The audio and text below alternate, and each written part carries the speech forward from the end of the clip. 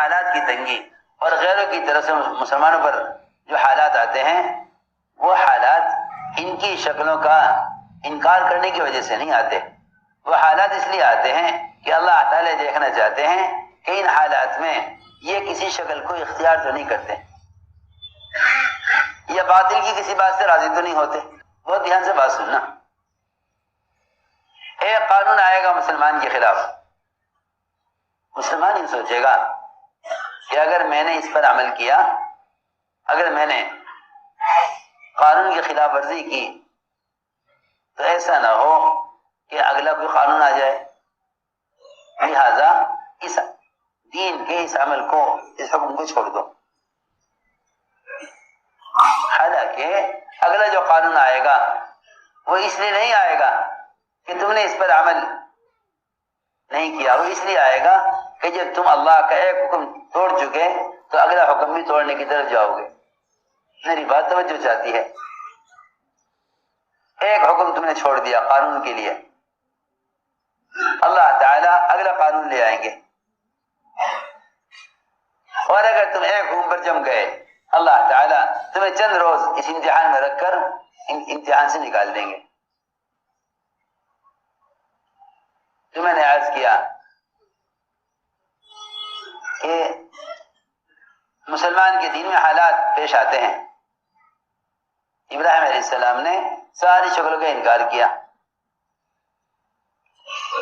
حالات نے یہاں تک پہنچا دیا کہ ان کو آگ میں ڈالا جائے. یہاں فرشتے میں بے چینی، یہاں فرشتے میں بے چینی. یہاں کہیں نہیں ملے گا کہ ابراہیم علیہ السلام نے یہ کہا ہو کہ اے اللہ تو فرشتوں کے ذریعے میری مدد کر. بدر میں، احد میں، جہاں جہاں بھی فرشتے خندق میں اترے ہیں وہ نبی کے طلب کرنے پر نہیں اترے، وہ تو مجاہدین کے ساتھ اور مسلمانوں کی تعداد کو بڑھانے کے لیے براہ راست کفار سے قتال کے لیے اترے، ورنہ نبی نے طلب نہیں کیا. وہ تو یہ کہتے ہیں اللہم اکفناہم بما شئت، اے اللہ تو جس طرح چاہے مدد کر، تو جس طرح چاہے مدد کر. اللہم اکفناہم بما شئت، اے اللہ تیری مدد کے تیرے مدد کے کرنے کی کوئی شکل میرے ذہن میں نہیں. یہ میں عرض کرنا چاہتا ہوں کہ دعا کی قوت کو مادی شکلیں سلب کر دیتی ہیں، کیونکہ پھر اس کی دعا کسی ایک سبب کے ساتھ جڑ کر رہ جائے گی، کسی ایک سبب کے ساتھ جڑ کر رہ جائے گی. وہ سبب ہوگا تو دعا میں امید ہوگی، سبب نہیں ہوگا تو دعاؤں سے امیدیں ختم ہو جائیں گی. میری بات توجہ چاہتی ہے. اللہم اکفناہم بما شئت، اے اللہ میں تیری طرف سے دشمن سے حفاظت کے لیے تیرے سامنے کوئی شکل پیش نہیں کرتا. ہتھیار سے کر دے، فوج سے کر دے، حکومت کو ہمارے ساتھ کر دے یا کسی فرشتے کو بھیج دے، کوئی شکل میں تیرے سامنے اپنی حفاظت کے لیے پیش نہیں کرتا. اللہم اکفناہم بما شئت، اے اللہ میں تیری طرف سے آنے والی مدد کی کسی شکل کو بھی نہیں جانتا. اللہ اکبر. اللہ تعالیٰ کو تو اتنی بات بھی برداشت نہیں ہے، اللہ تعالیٰ کو تو اتنی بات بھی بندے کی پسند نہیں ہے. اتنی بات بھی بندے کی اللہ کو پسند نہیں ہے کہ اللہ کے کرنے پر یقین رکھتے ہوئے صرف اللہ کے کرنے کی کیفیت کو جاننے کے واسطے اتنا ہی کہہ دے کہ میں تیرے کرنے کی کیفیت کو دیکھنا چاہتا ہوں، تو کیسے کرے گا؟ اللہ کو یہ بات بھی پسند نہیں. ابراہیم علیہ السلام کامل یقین رکھتے ہوئے صرف اتنا کہہ دیا کہ تم مردے کو زندہ کیسے کرے گا؟ مجھے دکھلا دے. حالانکہ یہ بات یقین کے خلاف نہیں ہے، یہ بات یقین کے خلاف نہیں ہے، مگر اللہ کے کرنے کی کیفیت کو دیکھنا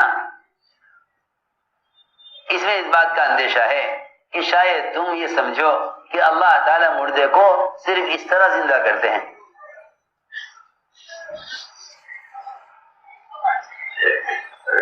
اس کے کرنے کی کیفیت کو بھی کسی شکل میں تم محدود نہیں کر سکتے۔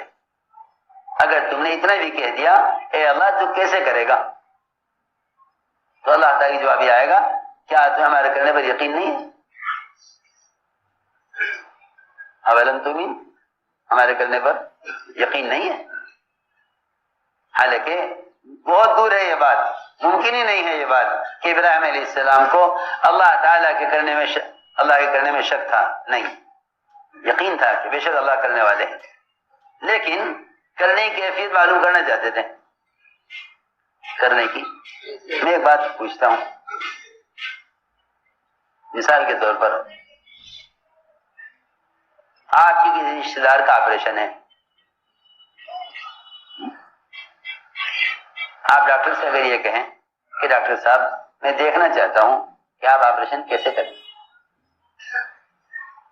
آپریشن کیسے کریں گے، تو یہ کیسے کریں گے جو سوال ہے ڈاکٹر سے، اس سوال کا ہرگز مطلب یہ نہیں ہے کہ آپ کو کرنا نہیں آتا۔ اس سوال کا مطلب یہ ہے، اس کا تو مجھے یقین ہے کہ آپ بڑے سرجن ہیں اور آپ آپریشن کے بڑے ماہر ہیں، میں تو آپ کے کرنے کی کیفیت کو دیکھنا چاہتا ہوں کیسے کریں گے۔ ہاں سمجھ آئی نا بات؟ ابراہیم علیہ السلام کا یہ سوال کہ آپ مردہ کو زندہ کیسے کریں گے، میں کیفیت دیکھنا چاہتا ہوں، لیکن اللہ تعالی نے فرمایا اولم تمہیں ہمارے کرنے پر یقین نہیں ہے، ہمارے کرنے پر یقین نہیں ہے کہ آپ سوال کر رہے ہیں کیسے کریں گے، کیونکہ اس سوال کے اندر اس بات کا اندیشہ ہے کہ تمہیں مردے کا زندہ، اللہ کے مردے کے زندہ کرنے میں شاید کوئی دقت پیش آئے، شاید کوئی تاخیر ہو، شاید نعوذ باللہ نہ کر سکیں، اس بات کی ہلکی سی بو آتی ہے اس میں کہ اگر سوال کیا جائے کہ آپ مردے کو زندہ کیسے کریں گے، مردے کو زندہ کیسے کریں گے، اولم تمہیں ہمارے کرنے پر یقین نہیں۔ میں نے عرض کیا کہ ساری مادی شکلیں ان کی حیثیت تو کیا ہے، جب انبیاء علیہ السلام نے ملائکہ کو بھی مدد کے لیے طلب نہیں کیا، آسمان سے فرشتے اترتے تھے، کہیں مسلمانوں کی تعداد کو بڑھانے کے لیے، کہیں براہ راست کفار سے قتال کرنے کے لیے، کہیں براہ راست کفار سے قتال کرنے کے لیے آسمان کے فرشتے اترتے تھے، مسلمانوں کی ضروریات کے لیے۔ اتنی حدیثوں میں بے شمار واقعات ہیں، بے شمار واقعات ہیں۔ حضرت عباس کو باندھنے کے لیے ایک فرشتہ آسمان سے اترا، ورنہ بڑے پستقت صحابی تھے وہ، اور چھوٹے قد کے کمزور، جنہوں نے حضرت عباس کو باندھا ہے اور قید کیا ہے۔ حضرت عباس بار بار کہتے تھے کہ میں اتنا لمبا چوڑا آدمی، میں اس کے قابو میں کہاں آ سکتا، تیرے ساتھ ایک اور تھا جس نے مجھے باندھا ہے۔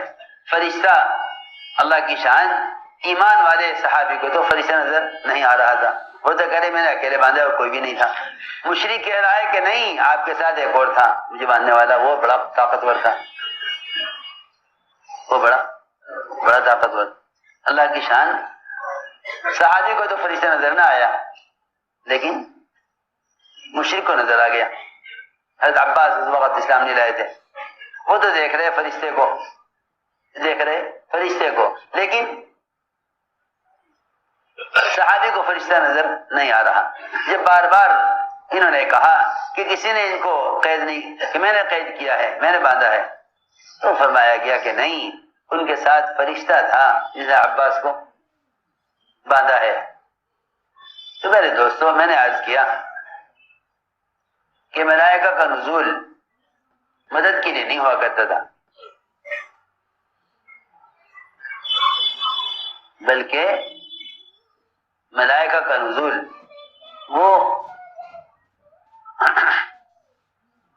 ملائکہ کا نزول آسمان سے وہ تو مجاہدین کی کی فضیلت میں، جہاد کی فضیلت میں ہوا کرتا تھا، اور بے شک اللہ تعالیٰ نے مدد کی ہے، لیکن کہیں بھی نہ دیکھو گے کہ انبیاء نے مدد کو ملائکہ کی طرح منسوب کر دیا ہو۔ جبرائیل نے کہا کہ ہمارے ساتھ پہاڑوں کا فرشتہ ہے، بتائیے کیا حکم ہے؟ فرمایا کہ نہیں، ہمیں آپ کی حاجت نہیں، ہمیں آپ کی حاجت نہیں۔ اسے میں عرض کرنا چاہتا تھا کہ آسمان سے فرشتے خود تقاضا کرتے ہیں اللہ تعالیٰ سے کہ اے اللہ تو ہمیں فلاں کی مدد کے لیے، اے اللہ تو ہمیں فلاں کی مدد کے لیے بھیج دے۔ آسمان سے فرشتے خود تقاضا کرتے ہیں اے اللہ تو ہمیں فلاں کی مدد کے لیے بھیج دے۔ اس لیے ہم نے عرض کیا کہ اعمال کی قوت ملائکہ کی طاقت سے کہیں زیادہ ہے۔ اعمال کی قوت ملائکہ کی طاقت سے کہیں زیادہ ہے۔ سنو غور سے بات، اللہ اکبر، اعمال کی قوت کے ساتھ تو اللہ کا امر براہ راست ہے، اعمال کے ساتھ اللہ کا امر براہ راست ہے، اعمال کے ساتھ اللہ کا امر براہ راست ہے، اعمال کے ساتھ اللہ کا امر براہ راست ہے۔